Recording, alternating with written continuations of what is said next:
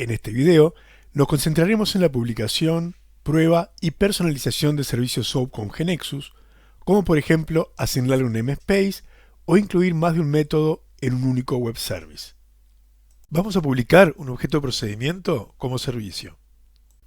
Este servicio accederá a la base de datos de la aplicación de una agencia de viajes y devolverá la colección de atracciones turísticas registradas por la agencia que pertenecen a un país dado.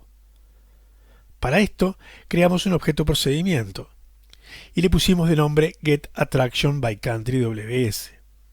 Cuando publicamos un web service, es importante elegir un nombre que ayude a identificar qué función cumple el servicio, de forma que sea claro para quien lo consuma. El procedimiento recibe por parámetro al identificador de país y devuelve en un string una estructura JSON con la lista de atracciones que pertenece al país recibido. Para definir la estructura, creamos una SDT colección con los datos de las atracciones que queremos devolver y en el proc creamos una variable SDT Attractions del tipo de datos del SDT colección, una variable OneAttraction del tipo del ítem de la colección y una variable Attractions del tipo LombardChar que contendrá el JSON que devolverá el procedimiento.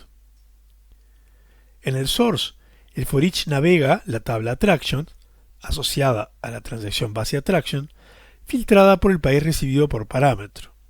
Para cada atracción encontrada, carga los valores en un ítem y luego se agrega el ítem a la colección. Por último, la variable SDT colección se serializa en un JSON y se asigna a la variable del parámetro de salida. Para exponer el procedimiento getAttractionsByCountry.ws como servicio SOAP, ponemos la propiedad exposeAsWebService en el valor true y seteamos la propiedad SOAPProtocol en true y RESTProtocol en false. Para que el servicio se publique en el servidor web, debemos hacer un build.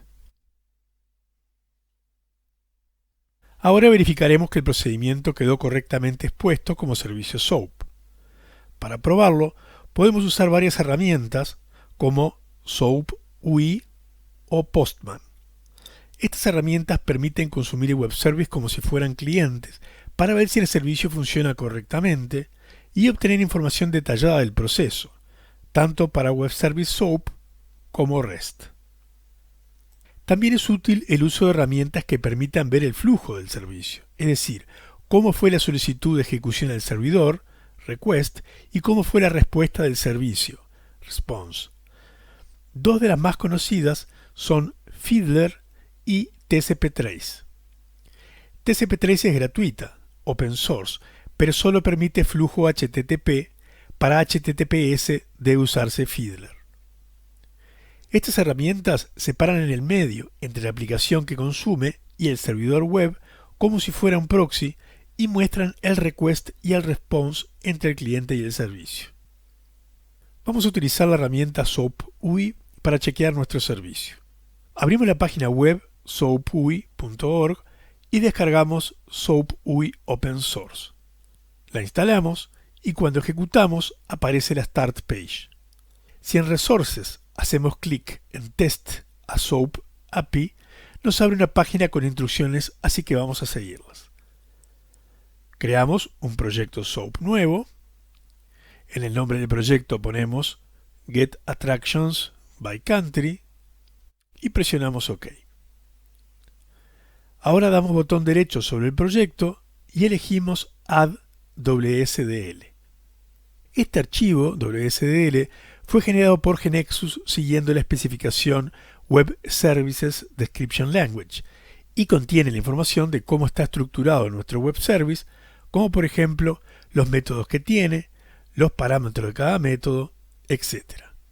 Para ver el contenido de este archivo, abrimos una ventana del browser y escribimos la URL de nuestro servicio, que como estamos generando en .NET, escribimos la URL que formamos concatenando la URL de la propiedad webroot del generador, el nombre de nuestro procedimiento expuesto, luego .aspx y agregando después un signo de interrogación y las letras WSDL. Si el generador fuera Java, agregaríamos /servlet antes del nombre del objeto y no va la extensión ASPX. Si el objeto expuesto era un business component, el nombre del business component estará seguido de /bc, si el generador es .NET, y /bc/ws, si el generador es Java. Presionamos Enter y vemos que el browser nos muestra la estructura de nuestro web service, donde identificamos algunas cosas como el nombre, el método execute, que requiere el parámetro countryD, etc. Ahora que sabemos que el WSDL se abrió correctamente, vamos a ingresar la misma URL en la ventana del proyecto SOAP UI y presionamos OK. Vemos que bajo el proyecto que creamos aparece una entrada con el nombre de nuestro servicio y el método execute. Si presionamos el botón de más, vemos que se nos generó automáticamente un request para invocar al servicio. Damos doble clic y vemos que se abre el Request Editor, donde del lado izquierdo aparece un template del XML para la invocación y del lado derecho aparecerá la respuesta dada por el servicio al invocarlo. En la ventana del request, en el método execute, identificamos el parámetro countryID, así que sustituimos el signo de interrogación por el identificador del país del cual queremos obtener información de sus atracciones. Escribimos 2, que es el ID de Francia. Ahora presionamos el botón de play y vemos que a la derecha apareció la estructura del response. Vemos que en el nodo Attractions, desplazándose hacia la derecha, aparece, entre paréntesis rectos, la colección de las atracciones turísticas de Francia. También podemos ver esta información como XML y verificamos que nuestro servicio getAttractionByCountry está funcionando perfectamente. Veamos ahora el concepto de namespace y cómo esto nos puede ser útil a la hora de publicar un servicio. Un espacio de nombres es un contenedor de nombres donde el mismo nombre no se puede repetir. Sin embargo, el mismo nombre puede estar presente en más de un namespace. La propiedad Exposed Namespace nos permite asignarle un espacio de nombres a un servicio. Esta propiedad contiene un string que ayuda a identificar al web service. La combinación del namespace con el nombre del web service debe ser única, de modo que si tenemos dos servicios con el mismo nombre, pero que pertenecen a aplicaciones diferentes, cambiando el namespace quedan correctamente identificados. Por defecto, la propiedad Exposed Namespace tiene el nombre del AKB, y eso no trae inconvenientes si estamos en etapa de prototipación. Pero cuando pasamos el servicio a ambiente de producción, debemos escribir en esta propiedad una URL que identifique a la empresa o al proyecto al que pertenece el servicio. De lo contrario, algunos consumidores no lo van a poder procesar. El hecho de que este URI, Uniform Resource Identifier, compuesto por la URL y el nombre del servicio, esté bien formado y sea único, cobra vital importancia cuando se agrega seguridad a los web services. Una cosa que puede surgirnos a la hora de exponer un servicio es cómo podemos incluir varios métodos dentro del mismo servicio. Como ya corroboramos, si ponemos un objeto o procedimiento como web service, el servicio incluye un único método, execute. Si se quiere definir más de un método en el mismo web service, se debe hacer uso de stubs en el source del procedimiento. Los stubs son cláusulas que, dentro del source de un objeto o procedimiento, nos permiten definir un bloque de código asociado a un nombre y luego ejecutar el código invocando a ese nombre. El concepto es similar al de un subprograma o subrutina, y cada stub puede tener sus propios parámetros. Algo importante a aclarar es que el uso de stubs solamente es válido cuando exponemos el procedimiento con protocolo SOAP. Los procedimientos expuestos como REST no soportan esta funcionalidad. Veamos un ejemplo de exponer un procedimiento SOAP con más de un método. Supongamos que el procedimiento getAttractionByCountry, WS, que expusimos como web service, queremos que tenga dos métodos. Uno para traernos todas las atracciones turísticas de un país y otro que nos devuelva únicamente las atracciones de un país que hayan tenido una cantidad de visitas, trips, mayor o igual a un número dado. Salvamos al procedimiento getAttractionByCountry WS como getAttractionByCountry WS2 y modificamos su regla parm agregando la variable tripQuantity como parámetro de entrada.